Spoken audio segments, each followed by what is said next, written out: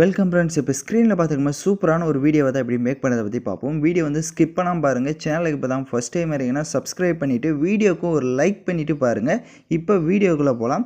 So InShot அப்ளிகேஷனை open பண்ணிக்கோங்க. Open பண்ணிவிட்டு கொலேஜ் என்ற ஆப்ஷனை செலக்ட் பண்ணுங்கள்.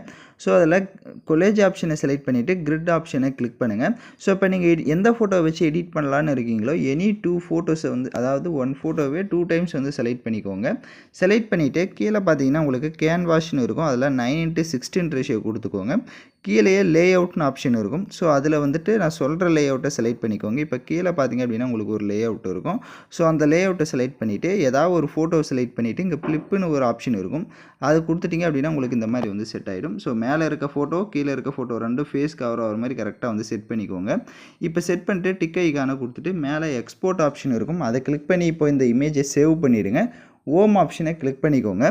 இப்போ வீடியோன்ற கேட்டகரி செலக்ட் பண்ணி நியூ ஆப்ஷனை கிளிக் பண்ணுங்கள். ஃபோட்டோ கேட்டகரி செலக்ட் பண்ணிவிட்டு இப்போ நம்ம எடிட் பண்ண ஃபோட்டோவை செலக்ட் பண்ணுங்கள்.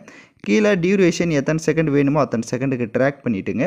கீழே அப்படியே கேன்வாஷ் ஆப்ஷனை செலக்ட் பண்ணிவிட்டு 9:16 ரேஷியோ கொடுத்துருங்க. ஃபில்டர் ஆப்ஷன் இருக்கும். அதை கிளிக் பண்ணுங்கள். அட்ஜஸ்ட்மெண்ட்டில் போயிட்டு ஸ்டேச்சுரேஷனை வந்து ஃபுல்லாக -100 கொடுத்துக்கோங்க. இப்போது டிக் ஐகானை கொடுத்துருங்க. இப்போ வீடியோவோட ஃபஸ்ட்டுக்கு வந்துடுங்க. ஃபஸ்ட்டுக்கு வந்துட்டு கீழே ஸ்க்ரோல் பண்ணிங்க அப்படின்னா உங்களுக்கு ஒப்பாசிட்டின்னு ஒரு ஆப்ஷன் வரும். அந்த ஒப்பாசிட்டி வந்து ஃபுல்லாக அந்த மாதிரி மைனஸ் பண்ணிவிடுங்க. மைனஸ் பண்ணிவிட்டு டிக் ஐகானை கொடுத்துருங்க. எகைன் கீழே உங்களுக்கு பிப்புன்ற ஐகான் இருக்கும். அதை செலக்ட் பண்ணுங்கள். உங்களுக்கு நான் மெட்டீரியல் எல்லாமே நம்ம டெலிகிராம் குரூப்பில் கொடுத்துருப்பேன். இப்போ ஸ்க்ரீனில் ஷோ ஆகிற மாதிரி டெலிகிராம் குரூப்பில் சர்ச் பண்ணிங்கன்னா உங்களுக்கு அந்த மெட்டீரியல்ஸ் எல்லாம் வரும். நீங்கள் யூஸ் பண்ணிக்கோங்க.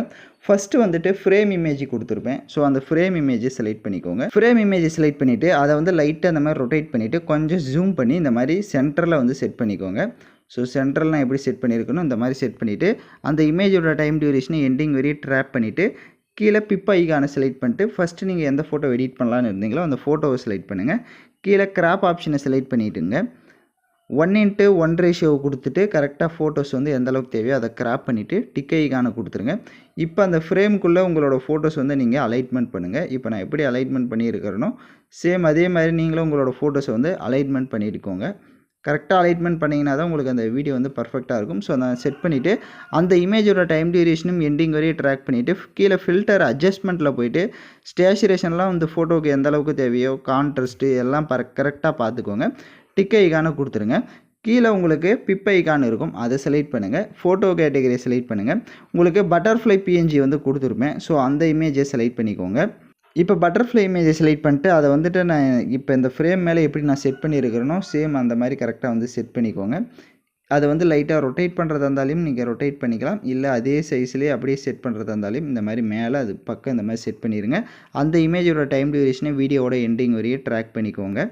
டிக் ஐகானை கொடுத்துருங்க. கீழே டெக்ஸ்ட் ஆப்ஷனை செலக்ட் பண்ணுங்கள். டெக்ஸ்ட் ஆப்ஷனை செலக்ட் பண்ணிவிட்டு இதில் நீங்கள் என்ன நேம் வந்து டைப் பண்ணலான்னு நினைக்கிறீங்களோ அதை வந்து டைப் பண்ணிக்கோங்க. நான் சாய் பல்லவின்னு டைப் பண்ணிவிட்டு கீழே WA ஃபோட்டோ ஒரு ஃபாண்ட் ஆப்ஷன் இருக்கும். அதில் வந்துட்டு நீங்கள் உங்களுக்கு என்ன ஃபாண்ட் வேணுமோ நீங்கள் அந்த ஃபாண்ட்ஸை கூட செலக்ட் பண்ணிக்கோங்க. ஸோ நான் ஏதோ ஒரு ஃபாண்ட்டை செலக்ட் பண்ணிக்கிறேன். பக்கம் கலர் இருக்கும். அதில் க்ளோ ஆப்ஷன் இருக்கும். அதில் க்ளோ உங்களுக்கு என்ன கலர் வேணுமோ அந்த மாதிரி செட் பண்ணிட்டீங்க அப்படின்னா உங்களுக்கு கரெக்டாக இந்த மாதிரி செட் ஆகிடும். இப்போ அந்த டெக்ஸ்ட்டையும் சேம் அதே மாதிரி ஃப்ரேம் எந்த மாதிரி ரொட்டேட்டில் இருக்கோ சேம் அதே மாதிரி ரொட்டேட்டில் இந்த மாதிரி செட் பண்ணிவிட்டு டெக்ஸ்ட்டை கொஞ்சம் ஜூம் பண்ணிக்கோங்க. ஸோ இப்போ இந்த மாதிரி ஜூம் பண்ணிவிட்டு இப்போ நான் எப்படி செட் பண்ணியிருக்கேனோ அந்த ஃப்ரேமுக்கு கீழே ஸ்பேஸில் அந்த இடத்துல செட் பண்ணிவிட்டு டெக்ஸ்ட்டுடைய டைம் டியூரேஷனும் எண்டிங் வரையும் ட்ராக் பண்ணிவிடுங்க. எகைன் கீழே பிப் ஐகானை செலக்ட் பண்ணுங்கள். மேலே வீடியோ கேட்டகரியை செலக்ட் பண்ணுங்கள். ஸோ ஹார்ட் எஃபெக்ட் வீடியோவும் கொடுத்துருப்பேன். ஸோ அந்த வீடியோவை செலக்ட் பண்ணுங்கள். அது இங்கே ஃபுல் ஸ்க்ரீன் ஆப்ஷன் இருக்கும். அதை கொடுத்து ஃபுல் ஸ்க்ரீன் செட் பண்ணிவிடுங்க. அதில் இருக்க வால்யூமை ஃபுல்லாக மைனஸ் பண்ணிவிடுங்க. அப்படியே கீழே ஸ்க்ரோல் பண்ணிங்கன்னா பிளெண்டிங் ஆப்ஷன் வரும். அதில் ஸ்க்ரீன் ஆப்ஷனு கொடுத்துருங்க. இப்போது டிக் ஐகானை கொடுத்துருங்க. இப்போ பேக்ரவுண்டில் இருக்க அந்த இமேஜை செலக்ட் பண்ணுங்கள். ஃபஸ்ட்டு நம்ம ஆட் பண்ணி இமேஜை செலக்ட் பண்ணிட்டு ஃபில்டரில் போயிட்டு அட்ஜஸ்ட்மெண்ட்டில் போயிட்டு லைட்னஸ் இருக்கும். அதை வந்து லைட்டாக கம்மி பண்ணிட்டீங்க அப்படின்னா உங்களுக்கு அந்த ஹார்ட் எஃபெக்ட்லாம் இன்னும் நல்லா தெரியும். ஸோ அதனால் லைட்னஸை கம்மி பண்ணியிருக்கோங்க. கம்மி பண்ணிவிட்டு இப்போ டிக் ஐகானை கொடுத்துட்டு பார்த்தீங்க அப்படின்னா உங்களுக்கு இந்த மாதிரி இன்னும் ஷோ ஆகும். கீழே டெக்ஸ்ட்டுன்ற ஆப்ஷன் இருக்கும். எகைன் டெக்ஸ்ட் ஆப்ஷனை செலக்ட் பண்ணிவிட்டு ஹாப்பி பர்த்டேன்றதை வந்து டைப் பண்ணிக்கோங்க. ஸோ நீங்கள் யாருக்கு விஷ் பண்ணலான்னு நினைக்கிறீங்களோ அவங்களுக்கு வந்துட்டு ஹாப்பி பர்த்டேன்றதை டைப் பண்ணிக்கலாம். இல்லை டைப் பண்ணாமல் விட்டாலையும் விட்டுருங்க. அது யுவர் சாய்ஸ் தான். ஸோ டைப் பண்ணுறதா இருந்தால் நீங்கள் டைப் பண்ணிக்கலாம். ஸோ டைப் பண்ணிவிட்டு அதையும் சேம் அதே மாதிரி கொஞ்சம் ஜூம் பண்ணிக்கோங்க. ஜூம் பண்ணிவிட்டு அதை வந்து இந்த மாதிரி கீழே வந்து செட் பண்ணிக்கலாம். இப்போ நான் எப்படி செட் பண்ணியிருக்கேன்றதை பார்த்தீங்கன்னா தெரியும். ஸோ இந்த மாதிரி வந்து கரெக்டாக வந்து செட் பண்ணிக்கோங்க. செட் பண்ணிட்டீங்க அப்படின்னா உங்களுக்கு வீடியோ நல்லாயிருக்கும். ஸோ ஆட் பண்ணுறதா இருந்தால் ஆட் பண்ணிக்கலாம். இல்லை வேறு ஏதாவது ஆட் பண்ணுறதா இருந்தால் கூட நீங்கள் ஆட் பண்ணிக்கோங்க. ஸோ அந்த க்ளோவுக்குலாம் நீங்கள் வேறு எஃபெக்ட் ஆட் பண்ணிங்கன்னா தான் உங்களுக்கு நல்லாயிருக்கும். ஸோ அதனால் அதுக்கு ஏற்ற மாதிரி நீங்கள் வந்து கலர்ஸ் வந்து இந்த மாதிரி சேஞ்ச் பண்ணிக்கலாம். இப்போ நான் எப்படி சேஞ்ச் பண்ணியிருக்கிறேனோ அந்த மாதிரி நீங்கள் சேஞ்ச் பண்ணிட்டீங்கனாலே உங்களுக்கு வீடியோ நல்லாயிருக்கும். ஸோ வேணும் அப்படின்னா அதை வந்து யூஸ் பண்ணிக்கோங்க. வேணாம் அப்படின்னா நீங்கள் ப்ளைனாக இந்த மாதிரி சாங்ஸை வச்சு மேக் பண்ணிக்கலாம். கீழே மியூசிக் ஐகான் இருக்கும்.